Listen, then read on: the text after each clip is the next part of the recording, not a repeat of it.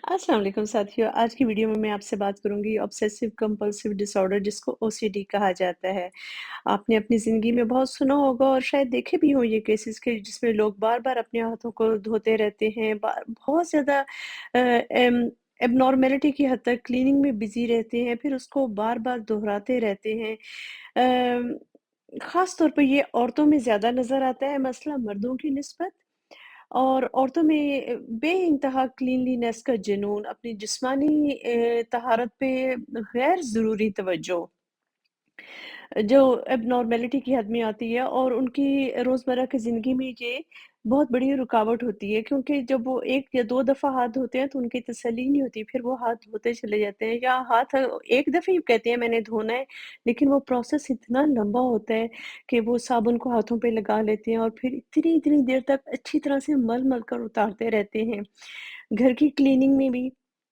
मैंने अपनी लाइफ में एक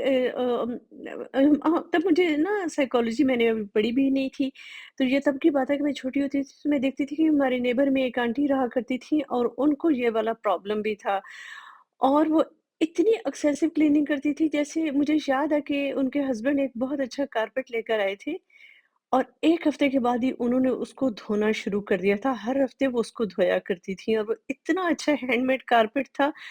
और विदिन अ मंथ उन्होंने कारपेट को एक दरी की शक्ल दे दी थी उसको धो-धो के और उनके अपने घर का भी यही हाल रहता था। और अब मेरी प्रैक्टिस में मैं देखती हूँ कि ओसीडी के जो पेशेंट्स होते हैं, उनके हाथ ऐसे खुरदरे हो चुके होते हैं, नाख़ुन जो होते हैं वो बदरंग हो जाते हैं, लेकिन वो क्लीनलीनेस किए जाते हैं। तो इसकी जो वजह होती है वो अमूमन जो हमारे थॉट पैटर्न्स होते हैं, जो बचपन से आप पे इंडल्ज किए जाते हैं, उन पर होता है और ख़ास तौर पे जिन घरों का माहौल बहुत ज़्यादा सख्त होता है, जहाँ पर बच्चों के साथ बहुत ज़्यादा सख्ती की जाती है, छोटी-छोटी बात पर उनको डाँटा जाता है, सज़ाएँ दी जाती हैं, तो वो परफेक्शनिज़्म के चक्कर में इस हद तक वो चले जाते हैं कि बार-बार